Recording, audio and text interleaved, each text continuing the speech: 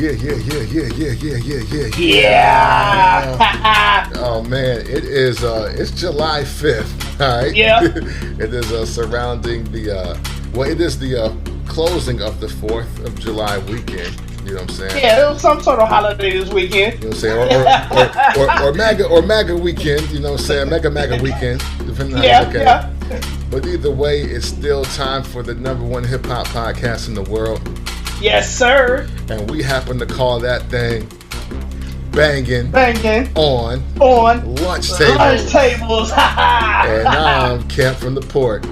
It's your boy Mike Jones. And you know what? We are still at Apple Podcast. Yes, sir. We are still at Google Play. You did. We are still at Spotify. You damn right. But we are now also at the iHeartMedia app, Jones. Woo! Let's go. But wait, there's more. There's more. We are also at Stitcher as well, Jones. Yeah. So what we have done is addition by subtraction, ladies and gentlemen. Yeah. You can still check our SoundCloud archives, and we thank you for doing that. But it's appreciated. You know what I'm saying? But please do understand that we have switched home bases. Yeah. So we are officially available in 2 more spaces for all of you. And I think, no, wait, you know what? I'm sorry, 3 more, because now you can get the audio version of Bangin' on Lunch Tables on YouTube once again. Hey! You know what I'm saying? The entire show, by the way. So, yeah, man, listen, man, we told y'all, told y'all in December of 2017, we will continue to grow and evolve this thing that we call Bangin' on Lunch Tables, and we hope that you stay along for the ride. And we thank you in advance for doing exactly that. It's appreciated. You know what I'm saying? Look for more changes. You know what I'm saying? Look for the presentation of this show to be a little different than it has been for the past 2 and some change. Yeah. Because we are very serious about bringing you the best in hip hop conversation content that you can find anywhere in God's great green and blue earth. Yeah. So man, that's normally a very longer than normal intro for the actual show itself. And Jones brought up a great topic that I want to get into before we get into our actual show. Okay. So let's get to it right now. Bangin' on Lunch Tables. You damn right. Jones, it was MAGA weekend, and we are in the heels of it ending. And I know we both had said that, it really wasn't a time of celebration, but it never really is for us anyway. Like I've never had a America party. You know what I'm saying? Right. I don't go out of my way to get the Budweiser or the Pabst Blue Ribbon beer because the cans are red, white, and blue. I don't plant or fly any flags. You know what I'm saying? Outside of trying to emulate a lot of Joel Santana's gear, I've never really went out and tried to don stars and stripes. Right. And, but this weekend, a few of my friends of color, my black friends, that is, we talked about doing something and did nothing. Right. And I took a quarter of a Rice Krispie and I slept most of Saturday away. Yeah. I did some just life things that had to be done on Friday. And here we are on Sunday, and I don't feel like I've missed a thing. And I'm okay by that. And it's in my view that the 4th of July for us specifically will become the new Columbus Day. And I'm not tripping, Jones. Ooh, man. That's mad interesting. Yeah, man. Yeah, it is. So, we were talking about just the celebration of the 4th of July. I've kind of already put out there where I'm at with it, but your experience, Jones, like what do you have to say to to the actual celebration of the weekend, or just partying in general during the weekend, and what is it going to be like to move forward, and what is it like for the people that are still doing it regardless, I guess?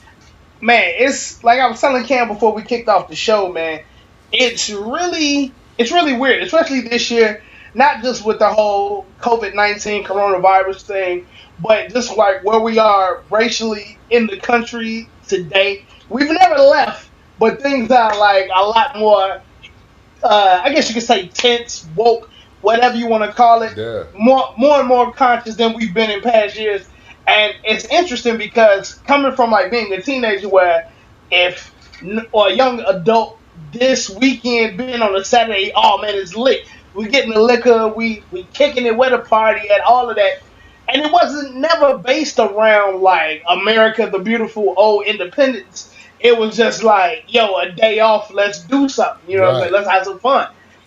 But even more so now with it being like, yo, my people weren't free on 4th of July. Like, and it just, I don't want to say it's a lie because the country was free, in theory, but my people weren't. Right. And it don't feel the same, you know what I'm saying? It don't feel like I've never felt a sense of patriotism, I guess you can say. Right. Like maybe the only time I felt that way was like 9/11, because Yeah. those were innocent people being attacked and murdered and stuff like that. So I guess you could say around then I might have felt it, but that might have been the only time that I felt that way. And just as a black man in America, especially in 2020, it's weird knowing that the country you live in ain't really for you in a way.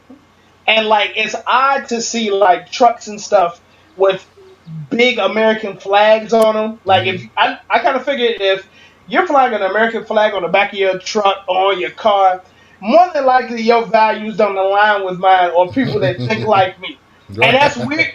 And imagine living in a country, you know what I'm saying, for all our white listeners, Caucasian brothers and sisters, allies, or whatever you call yourself. Imagine that feeling. You're in a place I don't know nowhere else. Like I don't know nothing about Ghana. I know nothing of Nigeria, Senegal, and the beautiful continent of Africa. Besides that, those are my cousins, and they kind of look like me.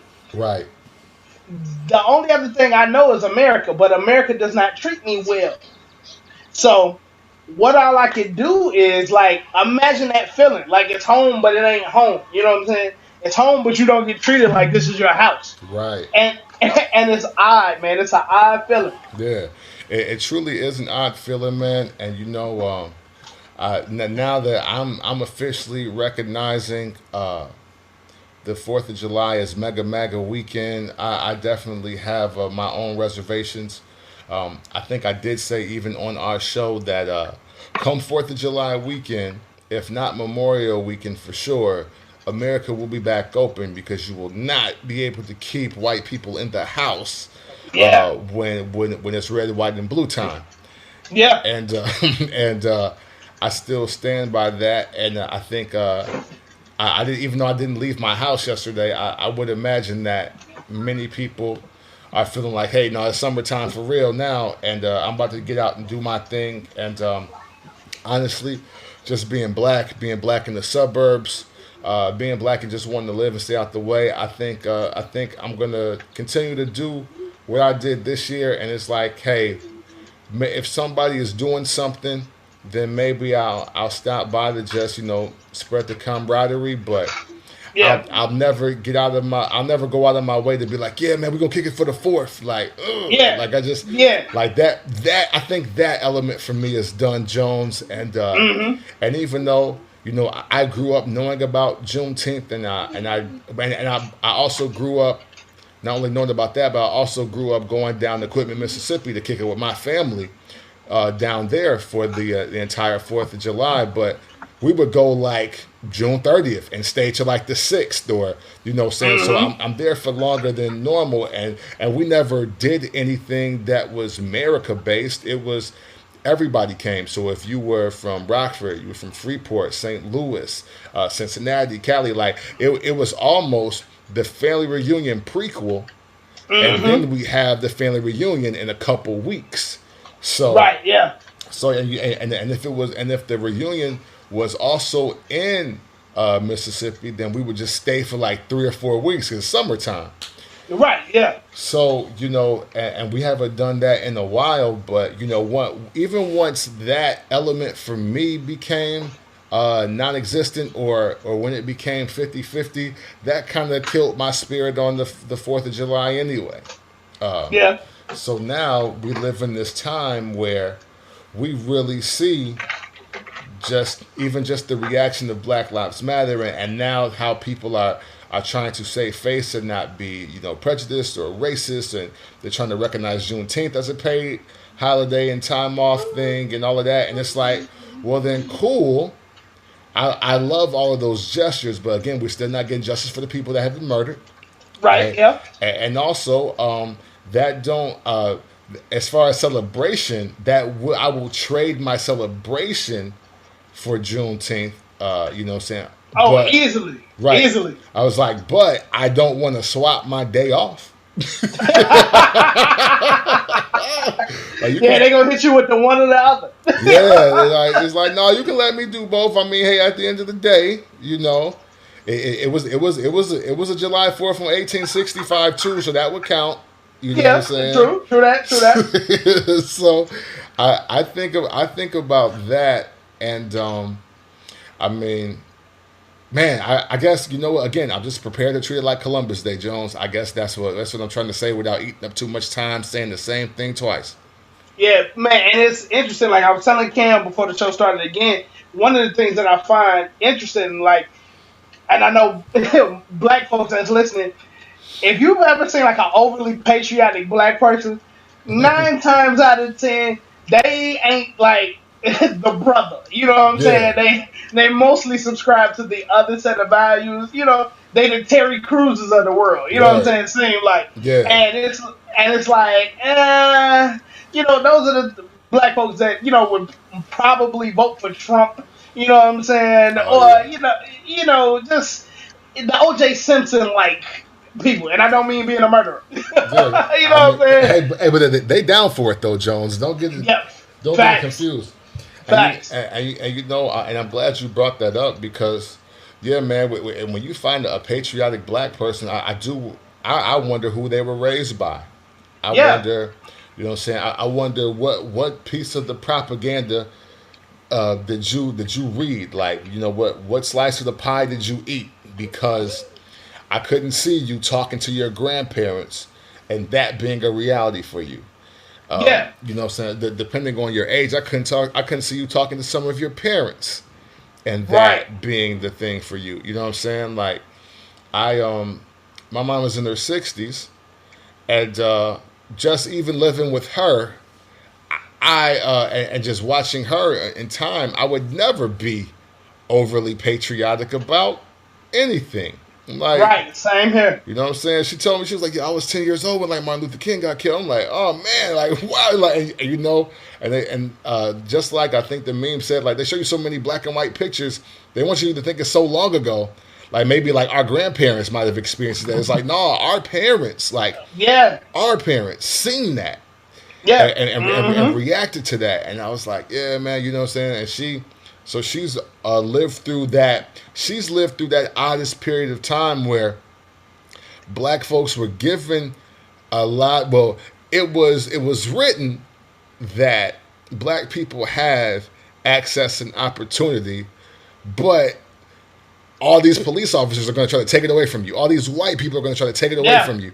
Like, and so that's got to be weird. You go in having no rights. People got to fight for those rights, and then you supposedly have the rights, and then now you can't use them without being like suppressed or oppressed. So if you had two sets of parents and grandparents that have lived through either of those times, how the fuck are you black and a patriot? Yeah, man, I don't understand it. I really don't get it. Yes. It's foreign to me. Right. So you know what I'm saying? So I think about that. And I'm like, yeah, keep them far away from me because I would hate to have this go a lot different than they expect because I'm like, fuck that flag. They never loved us. Right. You know what I'm saying?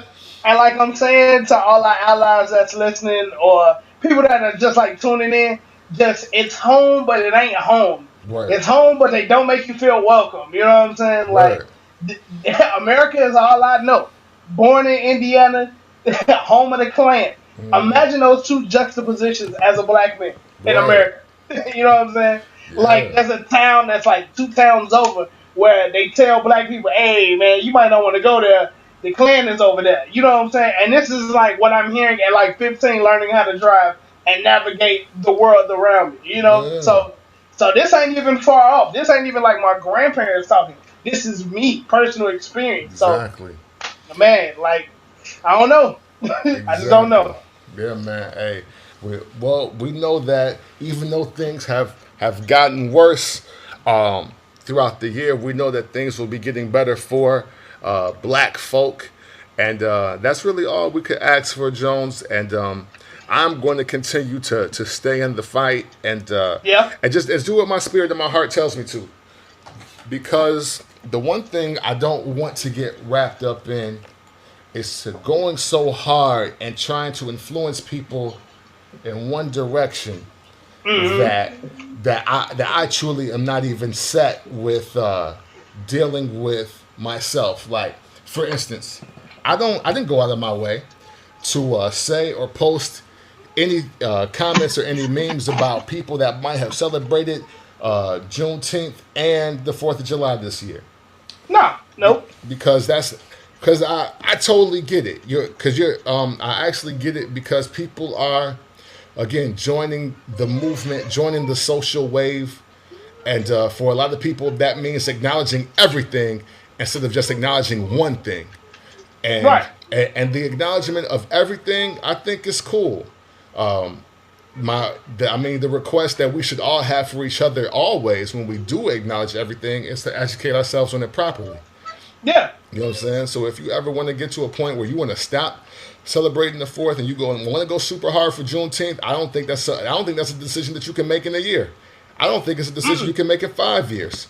Right, because you've been celebrating the 4th your whole life. Exactly. Like, Juneteenth is a fairly recent wave, of black people like celebrating it more and more and more, Right, exactly. So if you were not one of the if you were one of the people that had just learned about Juneteenth in the last 1 to 5 years, like, I get it. Because look at it like Kwanzaa. We don't celebrate that, like, you know what I'm saying, like probably how we should. I don't know. I mean, I've never really taken the time to educate myself, but again, like Jones was saying, we're born and raised in America. We don't. I can't identify with anything that from Africa specifically, because I don't even know where I'm from in Africa. So, I just I encourage. The last thing I want to say is I just want to encourage all the black folk to just be kind to each other while we transition in this. What are we celebrating? Period. Yeah. Let's not go too far off the handle and talk about who's a coon and who's not. I already kind of hate that kind of talk anyway. Right. But I just but let's not get on the whole why you celebrating this? You were celebrating. It's like, oh man, you know what? Social conditioning. If you're over 28 years old, especially, you know for a fact that you've spent every 4th of July kicking it really hard with your family, and maybe it's maybe that's never going to change, because again, I don't believe 100%. I don't even believe 50% of black people were celebrating America when we celebrate the 4th of July. Right. Yeah. So even with that, it's like, like, cut people some slack. I mean, look, the MAGA blacks will reveal themselves like everybody else. Exactly. You know what I'm saying? Like that, like when you MAGA, you can't conceal it. You can't conceal it. It's going to show. Let it show, and then do what you do after that. But don't poke a bear that's literally asleep. You know exactly. Yeah. So that's all I got on that. Hey, we hope y'all had a safe and a joyous and prosperous weekend. Hopefully, you understand. Y'all didn't JPP yourself. You got all your fingers. You weren't at the you weren't at the emergency room. Right. I I do agree with everybody. Somebody must have had a buy one get 10,000 for free sale because it was way too many fireworks in Illinois, and it's illegal to even purchase them here. So I'm like, come on, man! It's that many at the suburbs at 1 a.m. Come on, man, dude. they were definitely crossing the border. They was definitely over here in droves, man. Man, so you know what I'm saying. So look, man, do your thing. Celebrate your family. I think no matter what, I think that's the most important thing. I mean, to keep it real, fuck America, celebrate your family. And if you get a 3-day weekend to celebrate your family, then you should do that. Yes. Because shit, look what COVID-19 has done in just that regard. That's a fact, though. You know what I'm saying? So keep that in mind. Everybody stay safe. It's all love. Slide me some ribs if you ever see me out in the street. All right? Yeah. Banging on lunch tables. You damn right. Jones, I know the content right here in this piece of the show is going to be dated, but if we weren't going to get together within the 48 hours since it passed, I was not going to let this topic just die because I got some shit to say. All right, what you got, bro? So the versus recap, right? Yeah. Jadakiss versus Fabulous Freddie versus Jason Jones. I want to tell a lot of people to kiss my ass off the rip. You know what I'm saying? I want to tell a lot of people, fuck you from the door. But I'm not gonna do it because of the win versus the loss. Okay. I'm just going to call out a lot of fake hip hop fan shit when I see it. What you got, bro? So listen, right? Long story short, because there's no reason to really rehash the moment itself, but we can. I mean, like, not in full detail. Fab lost, Jadakiss won, right? Yeah, right. That's clear cut and easy. I have no problem with that. Okay. However, the one thing I do want to throw out really quickly is that Fab's DJ is trash. and he was so bad at representing his artist that it made me do my own playlist hours after the show. So I've seen it. So if you guys are on Tidal, I want you to look up a playlist called Street Fam Fab. Yeah. Because I don't even think I used half the songs that they used that night, and my shit banged way harder than his set. Alright? Because Fab is already, in a lot of respects, underrated to me.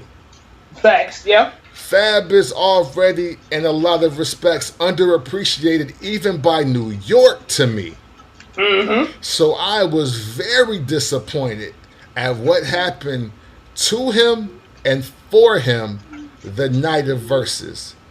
Yeah. And I seen a lot of people tweeting out how all the joints that Jadakiss left on the table. I mean, hell, to me, Fab didn't even get started till like track 9. You know what I'm saying? And that's a maybe. You know what I'm saying? So yeah, I look at that, Jones, and I mean, I'll let you speak your piece on that before we get into the other detail that I would like to talk about during all of this. So what did you have as far as your thoughts on VERZUZ? And I am prepared to rehash your statement that you took way too far in the text thread while this was happening. Hey man, I told you. I told you, huh? I told you, bro. I told you. Now, I will say this, though. I am highly disappointed in the DJ. Like, I expected more of a fight. I did say Jadakiss was going to win, but just laying it on the DJ, and the DJ was just picking joints. Where are you right now, man? What the fuck are you doing? Like, what the hell is going on, bro? Do you even understand what's going on?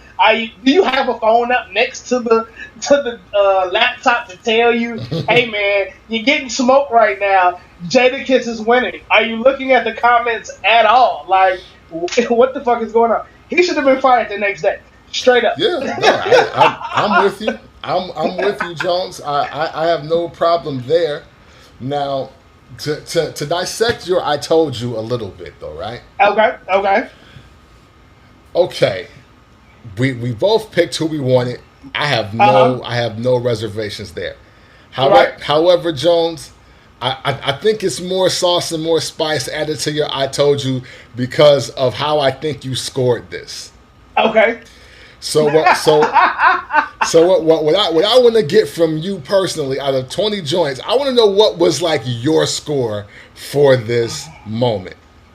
Man, it was damn near clean sweep, man. It was like 15, maybe 5. You know what I'm saying? Like what? Just the joints that were getting picked versus Jadakiss's joints weren't gonna carry no weight. And like I said last week, it all depended on the room. And being that Jadakiss is who he is to the culture, it was gonna lean more hip hop anyway. It wasn't like it was gonna be a bunch of ladies showing up being like, "Hey, we coming to kick it and just have fun."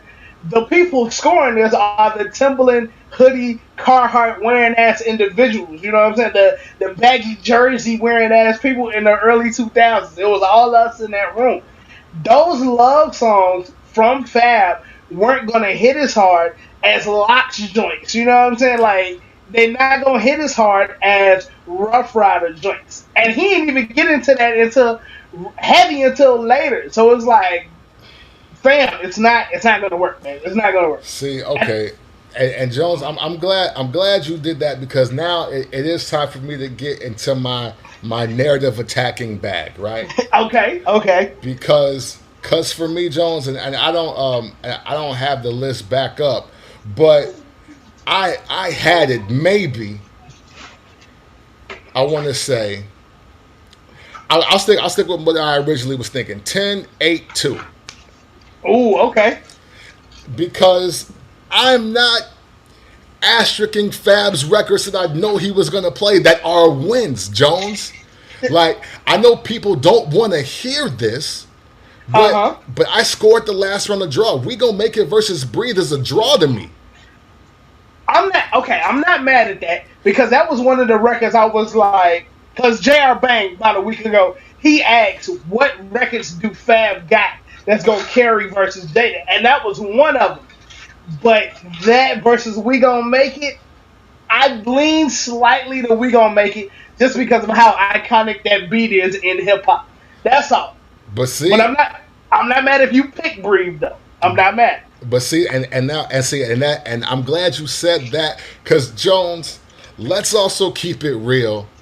There aren't as many Fabulous fans as there is Jadakiss fans. There's just not. Like, people like Fab out of necessity, and I'm gonna say that so crystal clear for a lot of you niggas as I get ready to get in my heel turn shit real fucking quick here.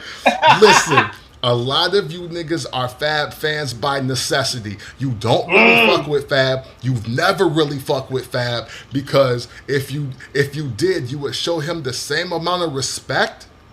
Because Jones, this is not a hot take either. This is just reality if you look at how both careers started. Yeah. Jadakiss should have had Fab's career in the 2000s, and Fab should have had Jada's. Ooh, okay. Jada's, Fab is the one, Dolo on Street Fam with Clue as his label head and DJ.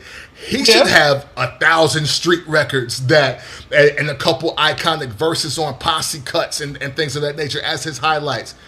Jadakiss, who was on Bad Boy, and should have had all the hot club records and for the hot tracks for the girls, and Jadakiss, who also was on Rough Riders and surrounded by Irv Gotti and Murder Inc. and the Def Jam Engine, and then signing again and then they were on Interscope after when 50 was rocking, and then back to Def Jam. Post Rick Ross having his 3 albums of runs of hitting us with Magnificent and Super High and all those joints. Jadakiss should have had every single record that made Fab famous. He should have an Into You. He should have a Throw It in the Bag. He should have a Make You Better. But the thing is, y'all literally prop him up higher than you do Fab because he never made them or he never made songs as good. I'm not mad at that. I'm not mad at that take. That is a hot take. I'm not mad at it. But okay. Also, I'll add. Jadakiss got like 3 years on Fab. Right. And in those 3 years are really pivotal. Okay. They're really pivotal. And they kind of swing in his favor. Jones. But the 3 years, all he did was play the songs that you said he couldn't play. He played No Way Out records, Jones. He did. He did. And you said that didn't count.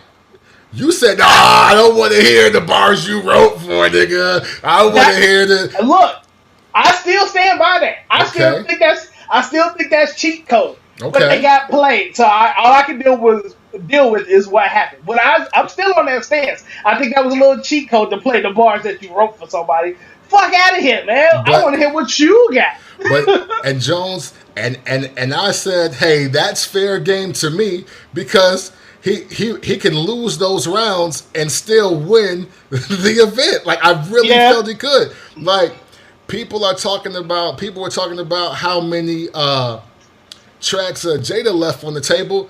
Well, yeah, when you start off with playing a bunch of your feature verses, like Jones, Fab could have beat Blackout. They just gotta play a different song. Okay, what do you beat Blackout with? What did he play? He played what? 6 Minutes of Death? No, he played a joint. He played the joint on Alchemist album with Wayne. Yeah, you ain't got nothing. Yeah, that don't. Come on, man. Why would you even be going to that? He could have honestly, Jones. Honestly, if we're being real, he could have played "Gotta Be Thug" there. He could have played it. Matter of fact, you ain't got nothing. That's off the Carter 3. So I know you even more mad. Now look at that. That's right, because that ain't on First Infantry. That's the shit after it. Now, why the fuck are you playing the joint from Carter 3? I don't even remember you being on that album, dog. Like, come on, man. Like, what are we doing? Hey, man, it's a classic. That's why he played it. I ain't gonna front on it, but look, that ain't gonna beat Blackout though. That's not beat Blackout. That song is not a classic, Jones. That Wayne Fab that with Alchemist, that's not a classic, dog. Come on, you know. No, not the song, the album overall. Yeah, but and you know what? That song don't make it.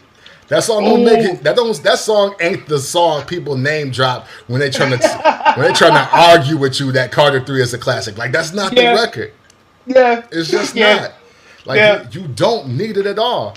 He could have beat Recognize. He could have beat the song, Jones. So you hanging it all up? Are you hanging it all on the DJ, man? Absolutely. Jones. Fab has the records to beat a Jadakiss verse, dog. Like, he has it. Like, he didn't play Why Would Not. He didn't play Ride for This. He didn't play Gotta Be Thug. Those should have been the first 3 rounds for Fab. And, I get why he played Started Up. But, again, representing Fab, I don't play Started Up to represent Fab, Jones. Man. I'm a Fabulous fan. I have every single one of his hard copy albums from Ghetto Fabulous to Loso's Way. No, to Young OG, because I got the CD version of Young OG. Damn, for real? Yeah, I think I do. Okay. But for sure, Loso's Way, I never would say, hey, Fab got off on Started Up. I don't remember him being on that song. I really don't. Yeah, man. So it's like, dude, we're not even presenting the artist that we had. I mean, that we're not even presenting the artist, highlighting them in the proper light to even compete. Jadakiss played a freestyle, and he still didn't go to a street record on his album. Yeah. Like, dog, and I'm sorry, y'all. But look, even though I know he played the remix, so the remix got to lose, but throwing in the bag is either a win or a draw for me with whatever he played. I don't care. Yeah. Into You was, again, a win or a draw. You got to tell me which side are you on. So, okay, I understand Trade All losing based on where he played it for sure. I totally get it. But hey, can't deny it's a win or a draw for me. But again, I'm a real fucking Fab fan. If Jada just won everything because I want to hear the street shit, then you're not a Fab fan. Like, you can't be. There's no possible way. Right. Which is go ahead, Jones. Go. I just think that even when you go to the street records that Fab has, they don't carry as much weight as the street records that Jada got. And that's even for Fab fans. You can't knock the street records. Like, the boy got an album with his brothers, We Are the Streets, the whole aesthetic of Rough Riders, the aesthetic of D Block is street shit.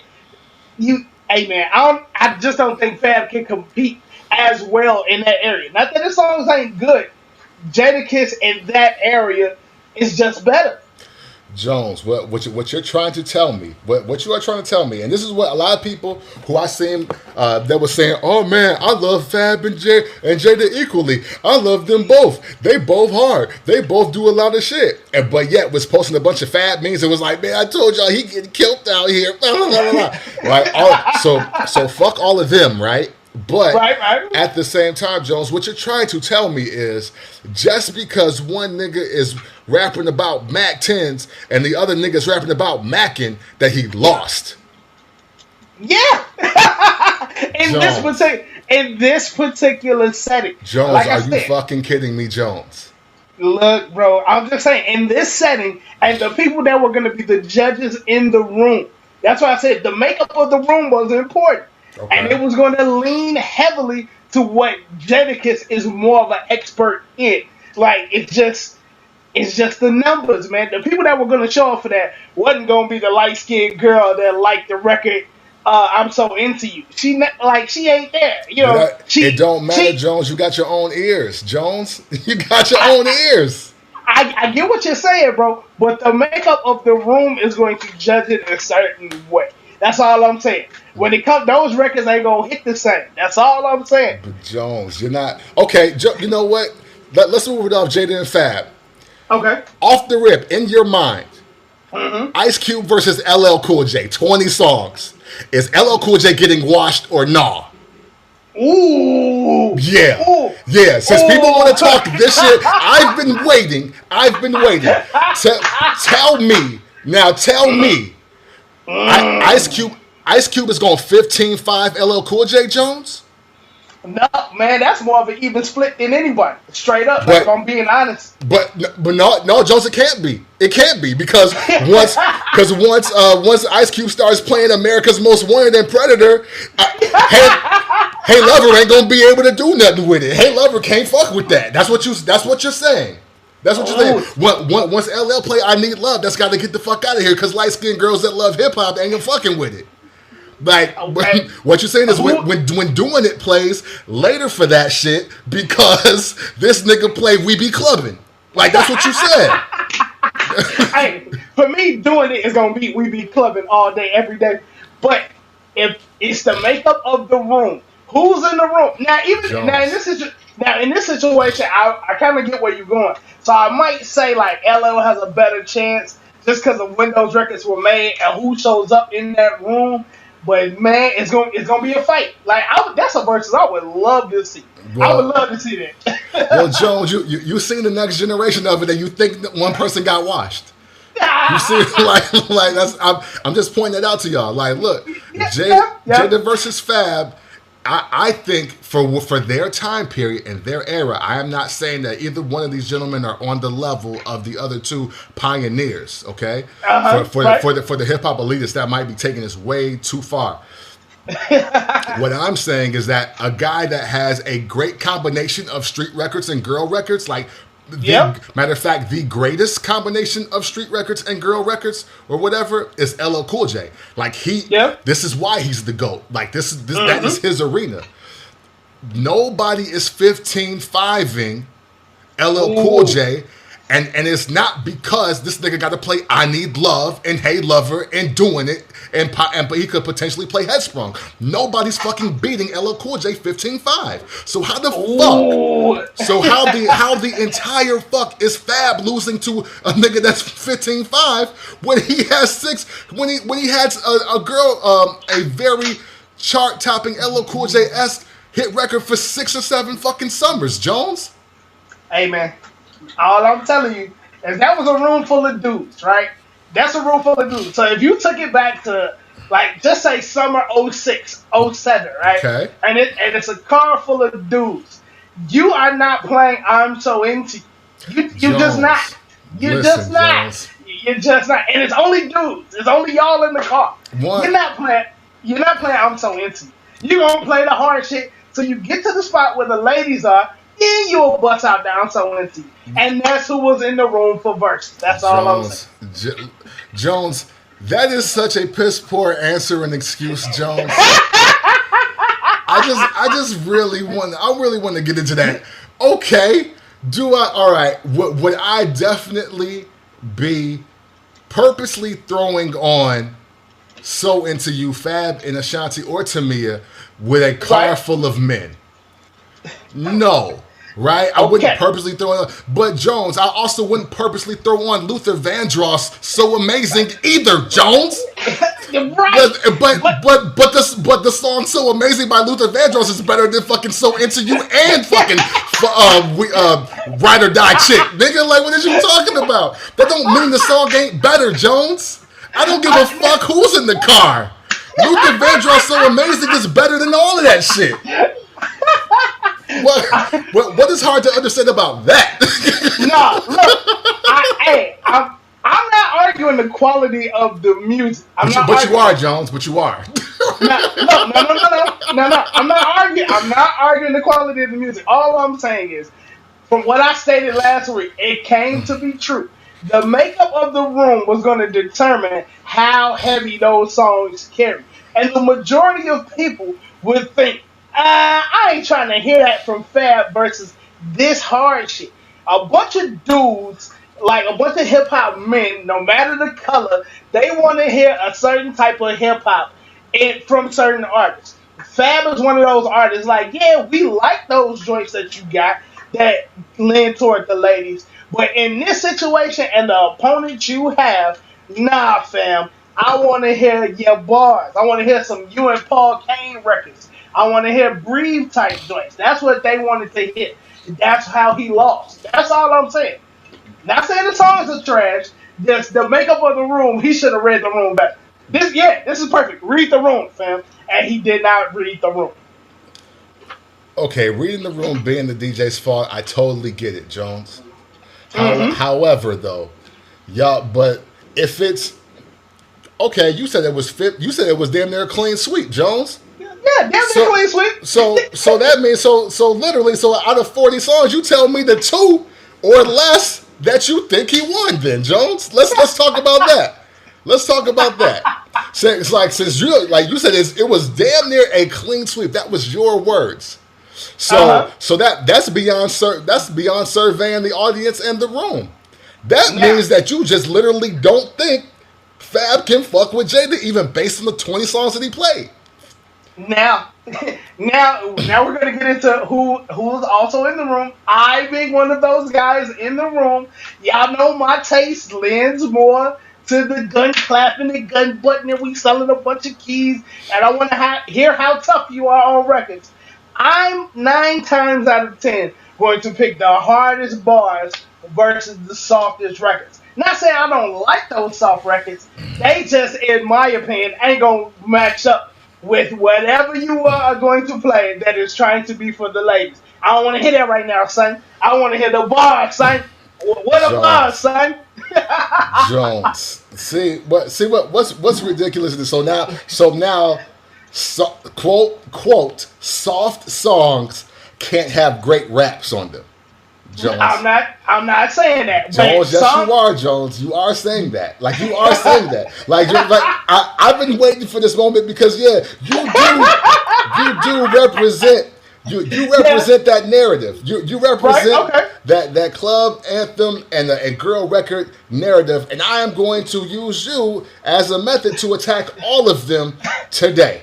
Like that is my mission, because I know how y'all speak about these records. Not just Fab, but everybody. And you know what? Yeah. And I was victim of it too when I was younger. I really was. Okay. Because but the thing is, Jones, the reality of it is this. Mm-hmm. Matter of fact, you know what? I'm gonna use Biggie. So here we go, Jones. You tell me off the rip, what song is Jadakiss on, or any street rapper on that loves the gun busting, the gun button, the selling keys, the slice your throat in the street, all of that.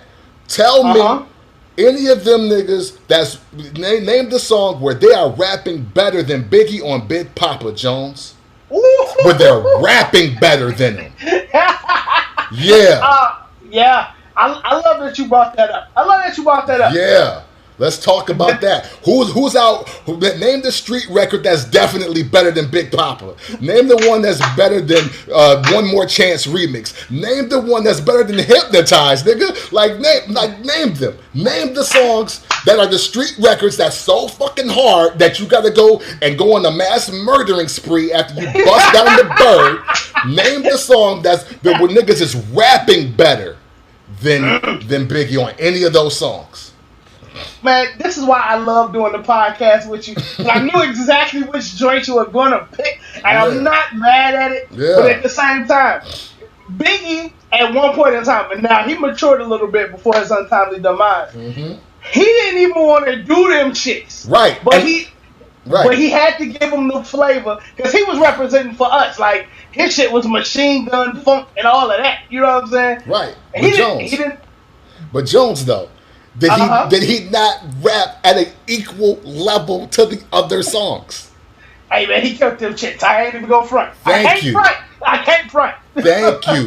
Thank you. Biggie Smalls rap like a nigga that really busts his gun and really get pussy. So it ain't no deviation on how the rap skill will deteriorate because of what he's got to do. And that's what niggas fail to understand. Like, we get this hip hop versus the music industry straight fucked up, right? We get it super fucked up. And we automatically assume just because a nigga can take it to the clubs, or he want to take it to the ladies, or he want to do some kind of pop record, that niggas can't rap. And at the end of the day, when you're breaking down bars, if that's what we're really doing, if we're really breaking down bars, what you'll find out is a lot of niggas is not out rapping the niggas that's doing the club shit. That's a fact, though. A lot of niggas can't out rap Nelly Jones. You know what I'm saying? A lot of niggas can't out rap Ja Rule, Jones. They really can't. Okay. Right. Again, you don't want to admit it, and I get it, and I understand it. I totally understand it. But the songs ring off more than just the elements, Jones. It's more than just the beat and the hook. Yeah, that's a fact. You know what I'm saying? That's a fact. Like it's a lot more going into it.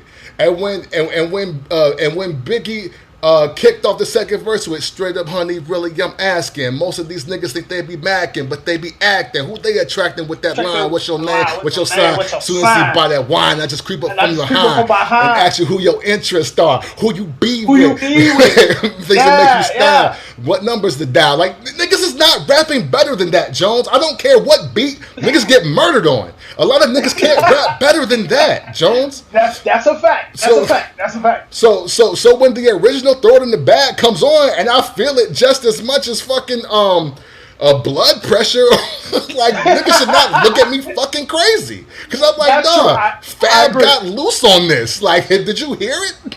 Like, did you hear the lyrics? Like, this nigga snap. Yeah, I agree with you. I ain't mad at that.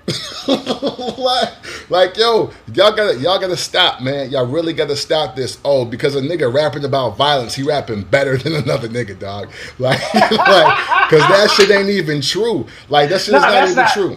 No, that's not true. And I get so confused. Also, Jones, around the, as I'm looking back, All for the Love and I'ma Do It, for me, because I'm a real Fab fan, that's a draw to me. That's a draw to me. Ooh. Okay. I'm not mad at that. I'm not mad at that. It's like, yo, y'all gotta, like, it's some other shit that y'all gotta, hey, chest to chest freestyle versus Keeping It Gangster. I went Keeping It Gangster. Yeah, I picked Keeping It Gangster as well. Yeah. Yep. Oh, so that's one of the rounds he won. Okay, bet. Yeah, that's one of them. Yeah. You know what I'm saying? Like, yo, I mean, hey, can't deny it versus Fuck You. Draw, Jones. Matter of fact, not necessarily, but I think everybody else should have had it to draw. I was like, but if you had that for Vab, awesome. I think he could win that round. Again, throw it in the bag versus Knock Yourself Out. Honestly, Jones, this is no bullshit. I have that over Knock Yourself Out. I have Throw It in the Bag over that. I love Throw It in the Bag. I love Throw It in the Bag. Yes. Absolutely. And I hate the dream. I hate the dream, Jones. And, you do. You right. do. And I love this record. Like, Throw It in the Bag, the original, I love that record. So, like, yeah, when that came on, I was like, damn, he playing the remix? Oh, bullshit. I want to hear the original. But again, if you had it as a draw, but if you had that as a draw too, for me, I think that's fair. To me personally, that's not even a draw. That's easy. Knock Yourself Out. But that's just me. And, like, that's a ton. I'm not going to front. We don't do that over here. That's a ton of nostalgia steeped on top of that. Like, Throw It in the Bag is cool. It's not a bad record at all. Great single and everything. But, like, she said she was a model for a year and a half. If she took her pins out, then her hair dropped down to her calf. Like, those are just records that that's a record that has always stuck with me from the first time I heard it. I remember where I was when I bought Kiss the Game Goodbye. Like, it's just, I can't, man. I couldn't if I wanted to. Like, and that's crazy because Kiss the Game Goodbye came out in 2001, right? Yeah, yep. Yeah, so they solo careers kick off the same year, which is nuts. Absolutely, Jones. Listen, man. Hey, I get that everybody look at the nostalgia aspect, but that just means that everybody wasn't paying attention to both of those artists equally. That's all. That's fair. All. Like, that's fair. Some of y'all ain't been fucking with Fab since the Traded All remix, and it shows. There it is. but the nigga raps effortlessly about busting his gun as much as he does about getting bitches, or getting women, because we're in a new time. Right. And his slider don't change, Jones. His slider don't change. Those bars are still lethal. I ain't gonna front Absolutely. on that. A lot of people, including Jadakiss, can't say the same thing. Yeah, because I like how Jadakiss in the middle of the battle was like, oh, he's trying to change the narrative. He's trying to change the narrative. yeah, exactly. Yeah. And which I wasn't mad at, because it was like, hey, man, once you know how the fight is going, and you're winning that way, once you see somebody trying to switch up the strategy, and do make you a tad nervous, like, hey, man, what you doing? Right, yeah, because when a nigga that can really rap show versatility, it's a problem, Jones. That's the other narrative we here to attack today, Jones. When niggas that can really rap are versatile, that does put them in a higher caliber. It puts them in a different class. It just works that way. It just works that way. Like, everybody is, again, these narratives. These narratives. And Jadakiss was right, trying to change the narrative. I sincerely look at many rap fans with my Stevie Wonder eye now, because you're not worth paying attention to. Because it's very clear that many of you don't understand what versatility in rap is. So, Jones, I had prepared a statement, right, that I was gonna that I was going to post on Facebook, but I decided not to, right? Okay. I want to save it for the show. This is Banging on Lunch Tables. This is the #1 hip hop podcast in the world. This features myself and you, Mike Jones. Yes, sir. So this is what I want for everybody that felt like Fab got washed, or that the girl records and the club records don't hit as well as the street records, depending on the room or the environment or the nostalgia, whatever it is, like whatever it is, right? If we're going to go with this narrative of Jada washing Fab because the club anthems and hits catered to women, then I want every member of Griselda in your top 5. I want them in your top 5 because Griselda is this era's locks without the 90s label budget, and they get criticized every release for doing exactly what Jada did on Versus. Jones, that's what I want. If that's the game that we're playing, Westside Gunn is at least rounding out your top 5. Benny and Conway in the 2 or your 3. They gotta be. Because all they doing is gun busting, pack moving, and fucking the city up. That's what they do. They getting money. The East Coast violence is fucking back. Westside Gunn is the one that switches it up and just rapping about women. So I don't want to see the same niggas that was talking all this shit about Jada over Fab and why, but we not fucking with Griselda. Now, look, I'll say this though. You know what? I'll say this though. Think this. As much as I love Griselda, the shit ain't selling like the niggas that be singing about the women. So, like, they about at the same pace. Like, if you asking me, like, your analysis is correct, but they in the same spot Jada and D-Block were in the 2000s. Hey, man, we ain't singing the women. Well, that's why you are where you are. Nothing wrong with where you are, but don't be expecting to be at a higher station in the game if you're going to placate to the people that want to hear the gun busting and how many bars and how many MCs you kill. Yeah, you just going to be where you at, and there's nothing wrong with that. No, Jones, it is when we have moments like the one we had last Monday. It is. It is. Because, hey, for real, because the ultimate, the big joker, the King Koopa, the Shredder and Krang of the street record and the club anthem and the women record is LL Cool J. Name the person who is going to 15-5 or worse LL Cool J. That's my question of the day to everybody. If Fab lost that bad, I'm going to go to the king of his lane, LL Cool J. Who do y'all think is going to 15-5 or worse LL Cool J? I'd love to hear it. All right, this is the question I'm gonna ask. This is a serious question. If LL went up against his arch nemesis, the nigga in the game he seemingly hates the most, Jay-Z, how do you think that would fare? It's not going 15-5, Jones, if that's what we're getting at.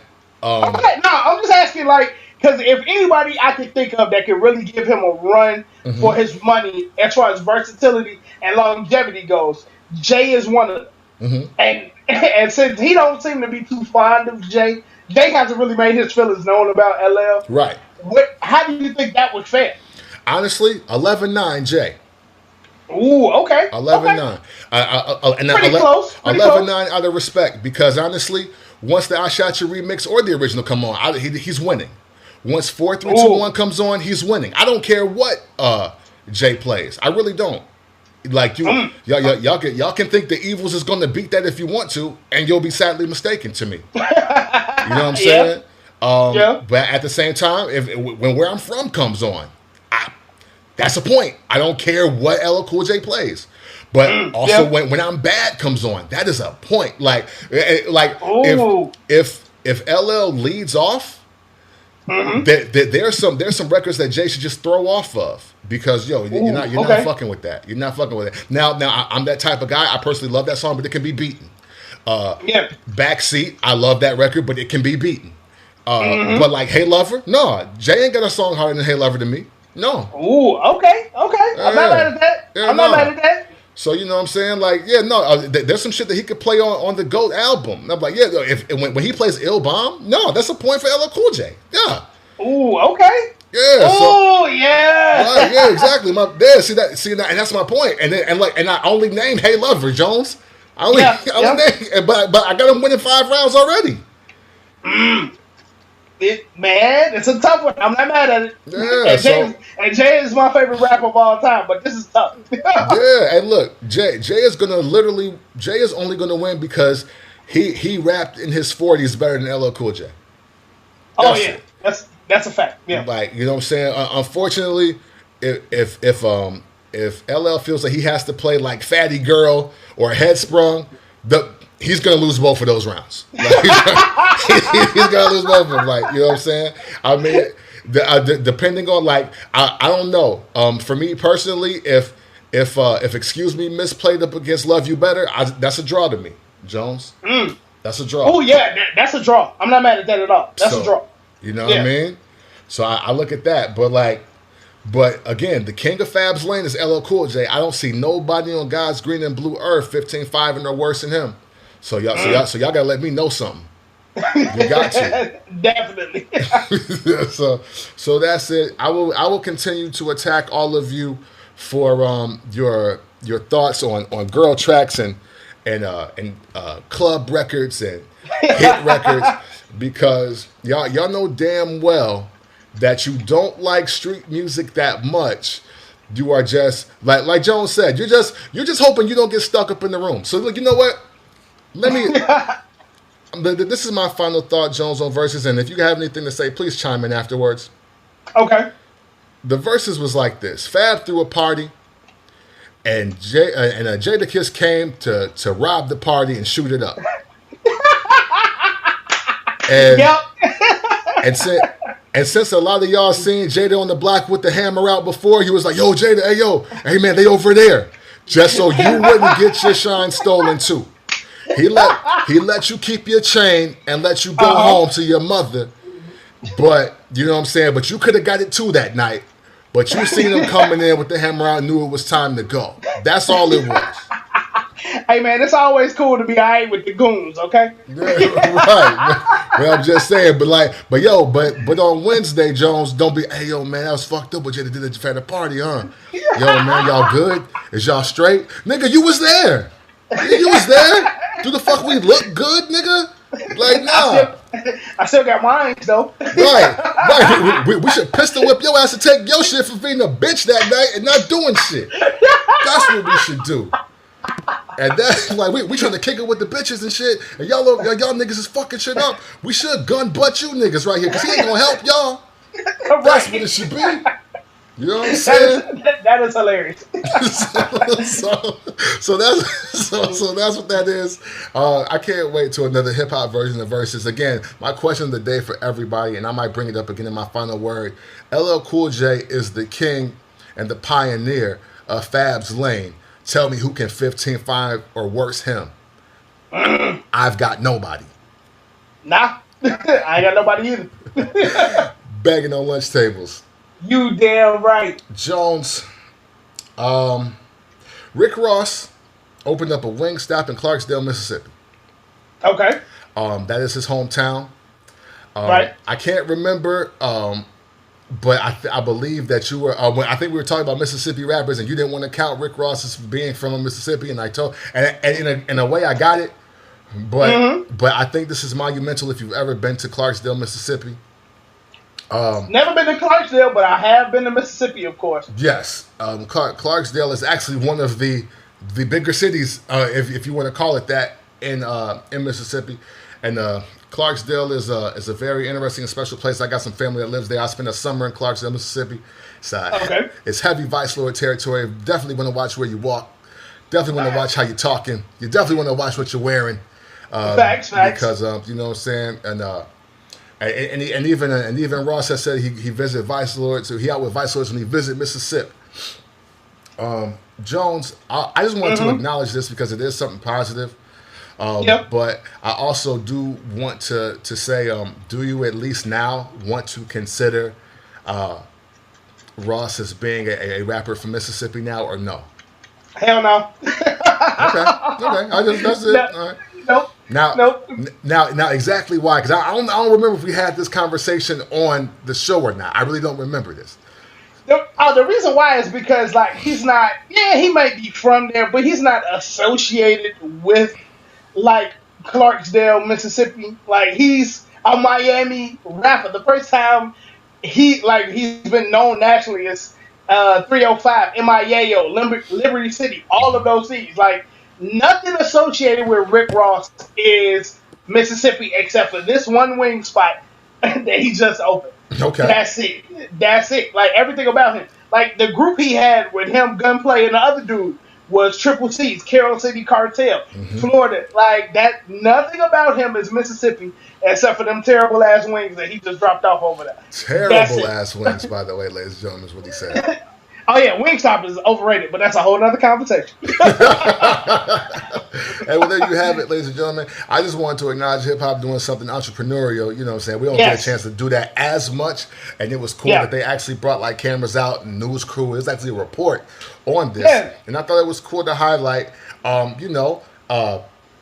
know we are in the midst of social change and wondering what rappers are speaking, and honestly, it may not look like it to many of you, but I do think a black artist of any genre putting up an establishment in their hometown opens up for jobs. It opens up for opportunities, and that's another way to combat the times that we are in right now as well. There's still well over 30 million Americans without jobs. Yeah, quite possibly Rick Ross just helped give 25. Yeah, exactly. You know what I'm saying? And that should be saluted. So I just want to do that. Also, I sidebarring with Jones on his thoughts about him being a Mississippi rapper, much like Ray Shrimmer and David Banner and Big Crit, but he still is totally in Miami. And I get it. I'm not trying to make the argument or the case. I just like to throw it out there. Now, my only other question is like, I would look at Rick Ross the way I look at like a Gucci. Like Gucci is from Alabama. I think he might be from Birmingham, but I can't remember. Okay. But him and his brand, even though he might be from Alabama, is Atlanta. Ludacris, same thing. Yeah. Ludacris is from like Champaign, Illinois. Yeah. And he lives in Oak Park. Yeah. Yeah, you know what I'm saying? So his brand though is Atlanta. His song is Welcome to Atlanta. Well, him and Jermaine Dupri. Mm-hmm. So everything branded around these people is other places. Not that they're not from there, but I would consider you a Mississippi or Alabama or a rapper from Chicago in those three particular cases. Right. Where you built your name is essentially where you're from. I dig it. Yeah. All good. Salute to Rick Ross. I rarely say that, so hey, here's my opportunity. There you go. Banging on lunch tables. You damn right. All right, Jones is 2020, and even though he hasn't filled out the proper paperwork, and he hasn't really been prepared to do this like legit and legally, Kanye West tweeted out that he is going to, in fact, run for president in 2020. Your thoughts, Jones? Let's talk about it. Hey man, in the words of Currency, this is fucking clown shoes, man. Like this election in particular is way too important for Kanye West to be jumping out here and like just doing dumb shit. Like, and this is why I can't really like in the past couple years I can't really fuck with Ye the man or the person. Like the music is the music and it's decent, but like this is what he's been putting out as of late. It's decent, but it's like, fam, there are other ways that you could be massively more helpful. Even if you weren't in the political sphere, you could be doing other things, like the donations that he made for like George Floyd and his family and all that other stuff. That's important in a different way. This right here, though, my dude, this is not the time for that silly shit. Like, I know all the woke brothers and sisters love to be like, this is a distraction, this is a distraction. This is the definition to me of a distraction. It's way more important political candidates that we should be researching, checking out, investing our time and resources in than for Kanye West to jump out and be like, yeah, I'm running for president. What, nigga, on hopes and dreams? Like, I know you're a billionaire, but what's the platform? What's your issues? What are you trying to change? Like, what laws do you think need to be in place? Like, all of that is way too important for you to be on some kumbaya shit and be like, yeah, I'm running for president. Nah, fuck all that. What you talking about doing, though? Like I need real, concrete, tangible solutions to problems that need to be fixed immediately. If you are even considering being run for office. Yeah. Yeah. Jones. I agree. I agree. I don't have a rebuttal. I just have an add on to that. Part of me believes that even this, like, if he really makes the ballot, I believe this is Trump's way of canceling out the black vote. Oh, facts. Yeah. Facts. And I say that for two reasons. Because Kanye West doesn't have to pick a party to get votes, and everybody that there's a higher percentage of black people that would rather say that they voted for a black president for the third time than to say they voted for Joe Biden or Donald Trump once. Yep. So I'm like this ain't like Jesse Jackson, in like '84, like where it didn't really like he had a shot, no way, and black people really weren't rocking with it. So it's whatever. It's like we live in a society today where people will just literally make the argument. Well, I mean, he couldn't be that much worse than Trump. I mean, look what he did for George Floyd family. Like, they'll be like, oh, he wouldn't be that bad. I mean, he made college dropout. Like, yeah, you know what I'm saying? Like, maybe this is what old Ye would want. Like, niggas would do shit like that. Like, so Kanye West fans, which in the grand scheme of the United States, it's not enough to win an election by itself. But unfortunately, I do feel that it cancels out the black vote. Because if 50% of us vote for him, then it don't matter who the rest of them vote for. Right, yeah. Also, it was unbeknownst to me until I actually heard it. A lot of the new white kids that love Travis Scott and Uzi and those guys don't really fuck with Kanye West. Ah, damn, for real? Yeah, and I happen to hear that from them. Okay. They were like, I don't really fuck with Kanye. Plot twist. Yeah, okay. Right. You know what I'm saying? Right. Yeah, hell of a plot twist. Like, don't get me wrong. I think I'm not saying that nobody in that demographic fucks with him. I don't think the majority do. So these 18 to 25-year-olds voting for the first time, they're not voting for Kanye West, dog. They're not. Okay. They are not. And I know that by working with them at Live Nation. Yeah. Okay. And that whole pocket of just young people. And when I ask them who they fucking with, or they show who they play, or they just expressing their feelings about who they like, Kanye West was not in their top 5 2 years ago. Okay.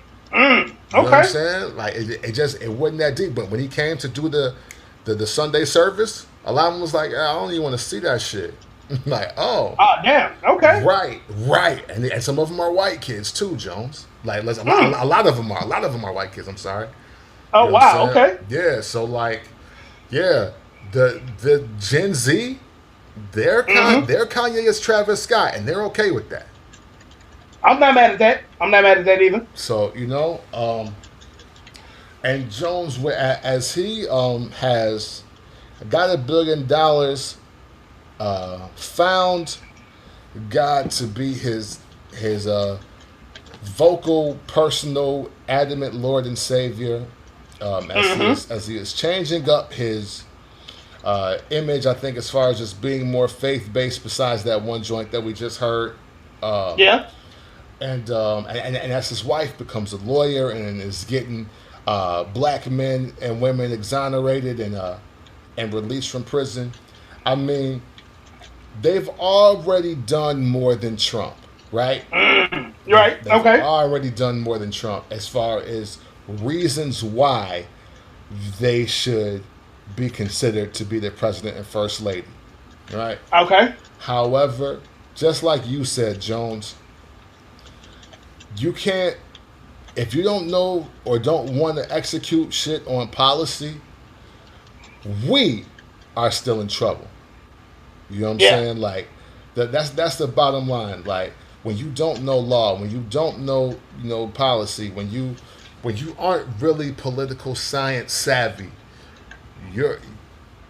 we are in danger of being fucked over royally again, even if it's not the same guy for the next 4 years. Right. Dr. Boyce Watkins, I was watching him before we started the show, Jones, and he said something that was so simple but effective, and it really got me thinking about all of this, as he was also talking about Trump and Kanye and all of that.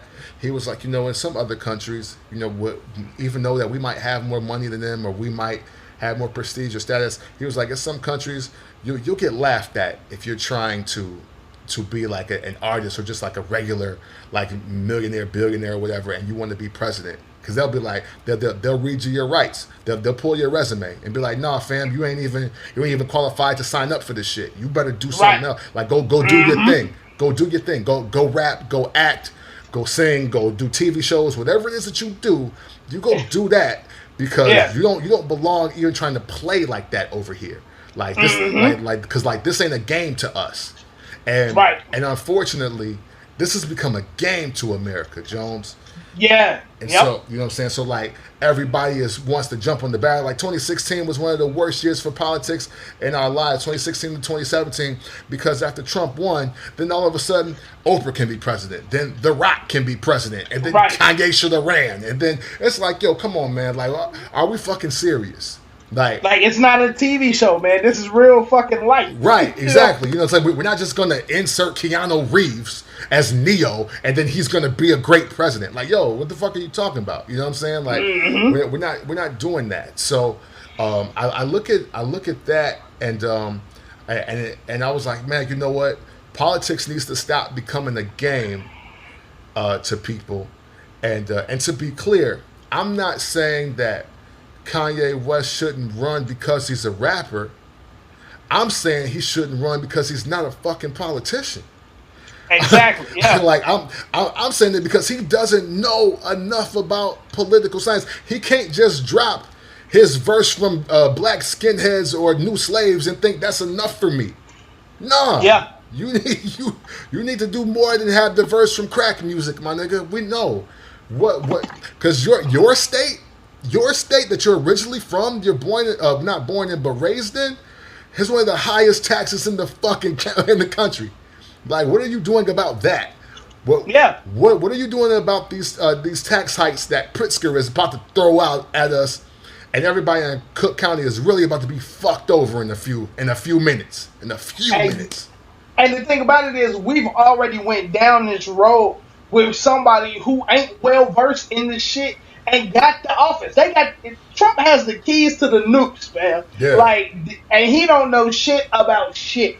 Like, as you can see with just the way we've handled the coronavirus or the whole COVID-19 pandemic, he don't know what the hell he's doing.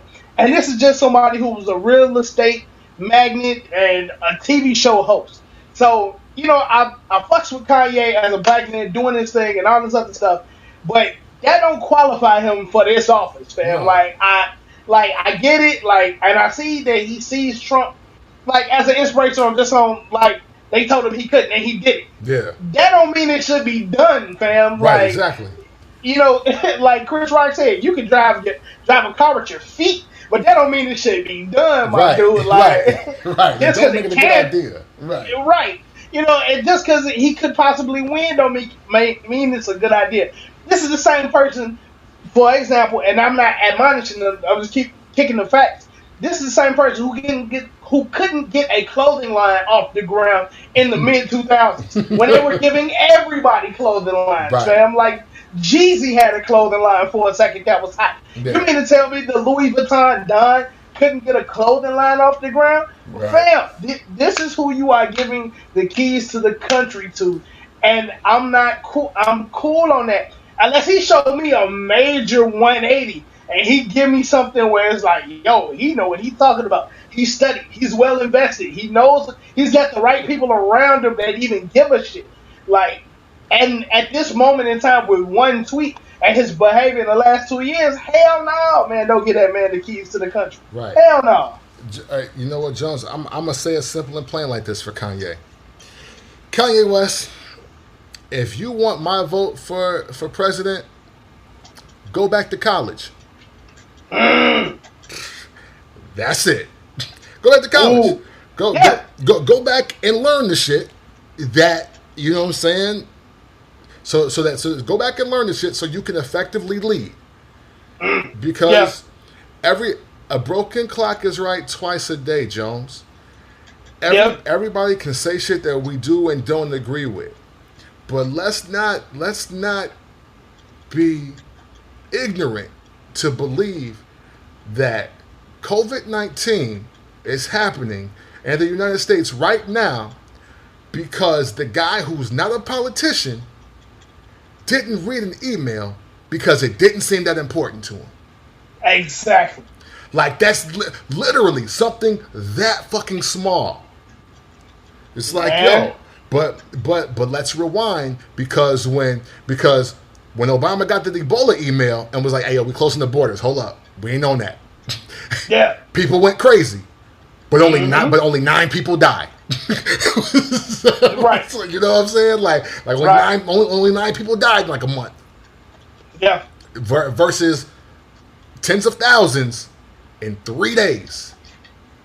So we're not. So again, check your. I mean, like, it could be simple as check your fucking email, but also, hey, you know what? What should we adhere to when this happens? But then when you fire the people that can educate you on the situation, that makes it worse. That's why we're in what we're in right now. So again, motherfuckers don't be knowing. Yeah, you can stand at a podium and give a passionate speech and cultivate and inspire and spark attitude. But no, you really gotta know this other shit. Like the shit that the G14 classified information. Because Obama wasn't on TV every day, like, because Trump is not on TV every day. Like, no, they're not just kicking it at the Oval Office. SNL got y'all fucked up. It don't go like that. Right, exactly. Like, the rest of the presidency ain't a sitcom. Like, it's real shit happening every fucking day. Right, lives are at stake constantly. You know what I'm saying? And the bill signed and the actions laid and the things that are put in place are, even though there's a House of Representatives supposedly like to cushion the blow, some things you can't prevent from happening, and we're watching it right now.